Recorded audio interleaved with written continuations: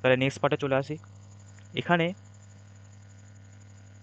আমরা y bar x bar লিখে নিয়েছিলাম, ওয়াই বার এক্স বার লিখে নিয়েছিলাম। এবার আমরা ওদের মধ্যে রিলেশন এস্টাবলিশ করব, আর রিলেশনে কোনো এক্স ওয়াই থাকবে না। তাহলে দুটো ইকুয়েশন লিখে নিই আরেকবার।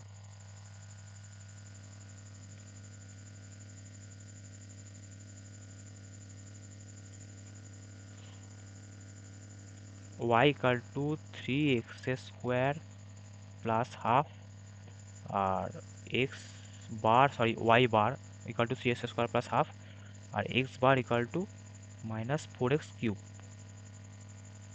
তাহলে আমাদের স্টেপ 1 কমপ্লিট হয়ে গেছে। ওয়াই বার এক্স বার আমরা বার করে নিয়েছি। এবার ওদের মধ্যে এস্টাবলিশ বার করতে হবে, মানে y bar something x bar. এবার ওয়াই বার সামথিংয়ে কী লেখা আছে, 3x² প্লাস হাফ। দেখ এখানে এক্স আছে, কিন্তু কি বলেছি যে y bar equal to something x বারের যে রিলেশান, ওখানে কোনো এক্স থাকবে না। তাহলে এই এক্সটাকে আমাকে হাঁটাতে হবে, এর জায়গায় আমাকে এক্স বার আনতে হবে, তবেই না ওয়াই বার সামথিং এক্স বারের একটা ইকুয়েশন আসবে। Y bar equal to something x বারের ইকুয়েশনটা আসতে গেলে ওয়াই বারের ডান দিকে এক্স বার আনতে হবে, কিন্তু এখানে তো এক্স আছে। প্রথমেই বলেছি এক্স থাকলে হবে না, তাহলে এক্সের জায়গায় আমাকে এক্স বার আনতে হবে। এবার এখানে দেখ লেখা আছে x bar equal to -4x³, তাহলে এখান থেকে আমরা এক্স পেয়ে যাবো। কীভাবে পাবো, মাইনাস অফ, মানে এই যে মাইনাস সাইনটা এটা এদিকে চলে গেল, মাইনাস অফ এক্স বার, 4টা গুণ আকারে ছিল বাই হয়ে গেল, -x/4 ইকাল টু x³। তাহলে -x/4 ইকাল টু x³। এবার তাহলে x ইকাল টু কত, -x/4, এটা কিন্তু 4, হ্যাঁ 9 নয়, -x/4। এবার x³ ইকাল টু সামথিং হলে x ইকাল টু কী হবে, সামথিং টু দি পাওয়ার 1/3। তাহলে x³ ইকাল টু এখানে -x/4 ছিল,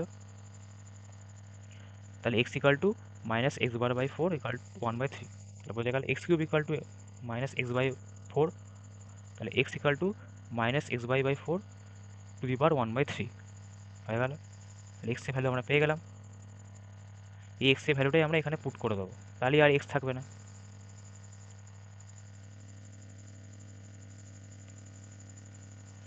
তাহলে -x/4,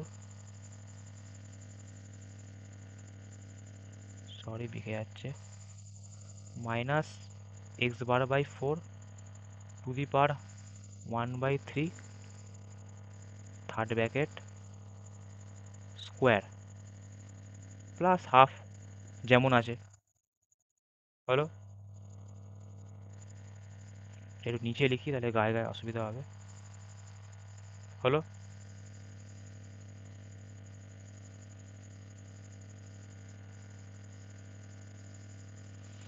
এটা হলো। এবার এটাকে আমরা স্প্লিট করব। কীভাবে স্প্লিট করব, 3 মাইনাস, স্প্লিট মানে কিছুই না, এইখানে 1/3 আছে, এই 1/3 এর সাথে 2টা গুণ হবে, তাহলে 1/3 ইন্টু 2 কত হয়, 2/3। তাহলে -x/4 2/3 প্লাস হাফ। হলো, এবার আবার স্প্লিট করতে হবে। এবার কি হবে, -x/4 whole to the power 2/3 by 4 whole to the power 2/3 plus half. হলো, তারপরে স্টেপ, এবার 2/3কে কী লেখা যায়, আমি এদিকে লিখে দেখিয়ে দিচ্ছি। 2/3কে কী লেখা যায়, 2 ইন্টু 1/3, মানে 2/3কে স্কোয়ার ইন্টু 1/3 লেখা যায়। তাহলে -x/4 স্কোয়ার কত হবে, x/4 স্কোয়ার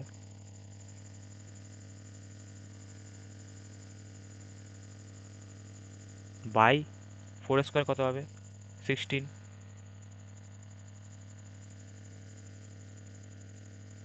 1/3।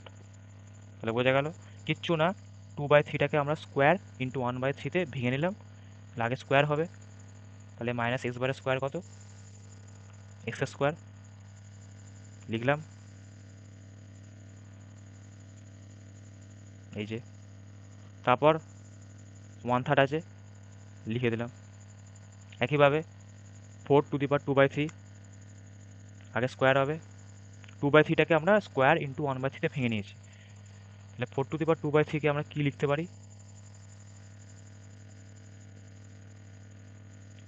4 স্কোয়ার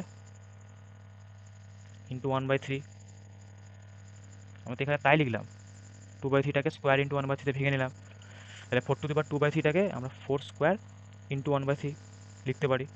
এটা কিন্তু সব পাওয়ারে আছে, ঠিক আছে, এইটাকে পাওয়ারই আমি এইভাবে ভেঙে নিলাম। এবার 4 স্কোয়ার কত, আগে তো স্কোয়ার আসছে, 4 স্কোয়ার কত, 16, তারপর কি বেঁচে থাকছে পাওয়ারে, 1/3 লিখে দিলাম। এটাই আমি এখানে লিখেছি, একই জিনিসই ওপরের ক্ষেত্রেও হয়েছে, বোঝা গেল, প্লাস হাফ,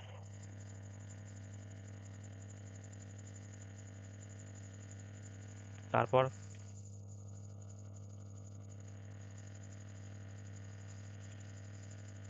এইটুকুনি হলো। তারপর এবার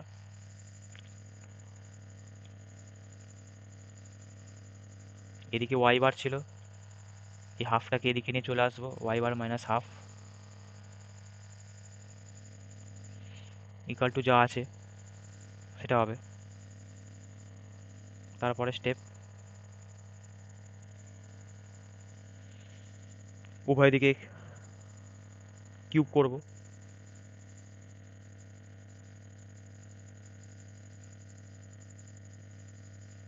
মানে এটার পরের স্টেপ হচ্ছে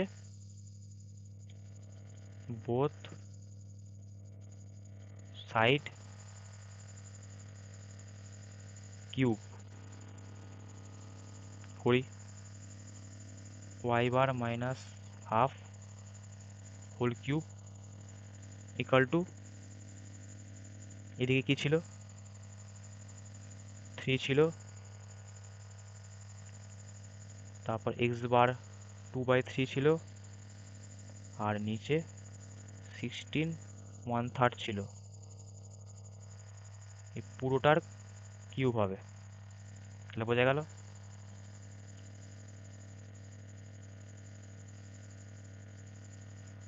এরপর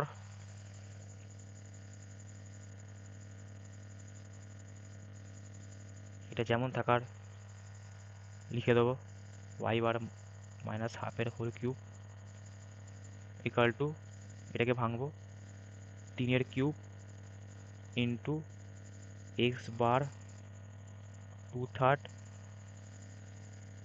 কিউব, সব পাওয়ারগুলোর সাথে 3 গুণ হবে, 3-এর সাথে 3 অ্যাড হয়েছে, এখানে এক্স টু দি পাওয়ার 2 মানে এখানে 3-এর সাথে পাওয়ারে 3 অ্যাড হয়েছে, তারপরে এক্স বার 2/3-এর সাথে পাওয়ারে 3 গুণ হয়েছে, একইভাবে নিচেও অ্যাড হবে, অ্যাড হওয়া মানে বেসিক্যালি আমি গুণ বলতে চাইছি, এখানেও 16^1/3 ছিল, এর সাথেও 3 গুণ হবে, এই পুরো পাওয়ারটা সব্বার সাথে গুণ হয়েছে, 3-এর মাথায় এসছে, এক্স বার টু দি পাওয়ার 2/3-এর মাথায় এসছে, আবার 16^1/3-এর মাথাতেও এসছে।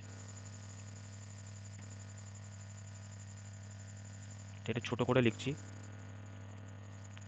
নাহলে পাওয়ার মনে হচ্ছে না, হলো, তাহলে আলটিমেট কি পেলাম,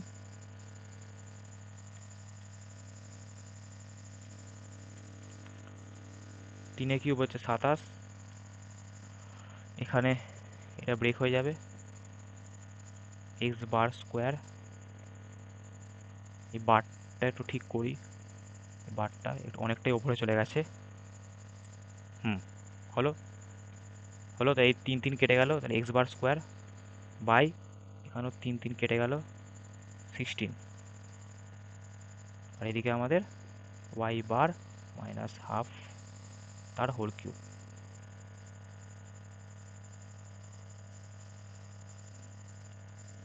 হলো, তাহলে ওয়াই বার মাইনাস হাফ তার whole cube equal to y bar minus half তার whole cube equal to 27 x bar square by 16।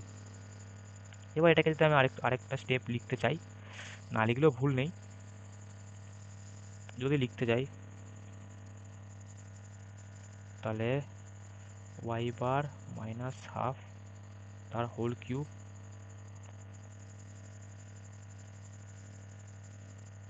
Y bar minus half whole cube, এই যে 16টা ছিল এই 16টা বাই আকারে আছে, তো এটা মাল্টিপ্লাই হয়ে যাবে 27 এক্স বার স্কোয়ার। তাহলে হলো 16 into y bar minus half whole cube equal to 27 x bar square. তাহলে একটা আলটিমেট ওয়াই বার এক্স বারের মধ্যে রিলেশন এস্টাবলিশ হলো, যেখানে বাঁ দিকে ওয়াই বার আর ডান দিকে এক্স বার রয়েছে। এবার আরেকটা লাস্ট ছোট্ট স্টেপ আছে, যেটা তোরা অ্যান্সার লিখবি। সেই অ্যান্সারে মানে এটা তো ইকুয়েশন এস্টাবলিশ হয়ে গেল, রিলেশন এস্টাবলিশ হয়ে গেল। এবার তোরা যে অ্যান্সারটা লিখবি সেখানে শুধুই ওয়াই বারটা মুছে দেবে আর এক্স বারটা মুছে দেবে, মানে রিলেশন এস্টাবলিশ হওয়ার পর শুধু ওয়াই আর এক্স এর মাথায় যে বারটা আছে ওটা মুছে দেবে, ওটাই তোদের অ্যান্সার হবে।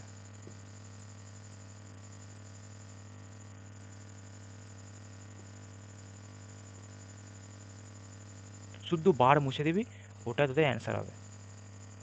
এবার বারটা মুছলাম কেন, কারণ ওয়াই বার আর এক্স বার দিয়ে যে ইকুয়েশনটা সেটা যদি তোরা লিখিস তাহলে ওটা একটা সলিউশন বোঝায়। কেন সলিউশন বোঝায়, কারণ আমি প্রথমেই বলেছি যে কার্ভ গামা, ওর মানে গামা ওয়ান একটা কার্ভ, তার উপর centre of curvature x bar y bar establish. তাহলে গামা ওয়ান কার্ভের যে ইকুয়েশন সেটাকে x bar y bar satisfy করে। তো এই যে ইকুয়েশনটা দেখ, এই ইকুয়েশনে যদি তুই এক্স বার ওয়াই বার বসাস তাহলে এই ইকুয়েশনটা তো পাস। তাহলে এটা যদি 1 নম্বর নাম দিই তাহলে 1 নম্বর ইকুয়েশনের সলিউশন হচ্ছে এটা, মানে এই যে এক্স বার ওয়াই বার দিয়ে ইকুয়েশনটা এস্টাবলিশ করলি, তারপর আমি বলছি যে অ্যান্সারে এই মাথায় বারগুলো মুছে দিতে, তাহলে আমাদের নর্মাল ওয়াই এক্সের একটা ইকুয়েশন আসছে। মানে এই ইকুয়েশনে যদি তুই এক্স বার ওয়াই বার বসাস তাহলে দেখ 2 নম্বর ইকুয়েশনটা পাস, যেটা তোর 1 নম্বর ইকুয়েশনটাকে স্যাটিসফাই করে। তাহলে তুই কখনোই সলিউশন বসানো ইকুয়েশন লিখবি না পরীক্ষায়, বা কোনো দিন পাবিও না ইকুয়েশন। কারণ ধর এই যে 1 নম্বর ইকুয়েশন, 1 নম্বর ইকুয়েশনে তুই এক্স বার ওয়াই বার পুট করছিস, তাহলে তুই 2 নম্বর ইকুয়েশনটা পাস, যেটা 1 নম্বর ইকুয়েশনটাকে স্যাটিসফাই করছে।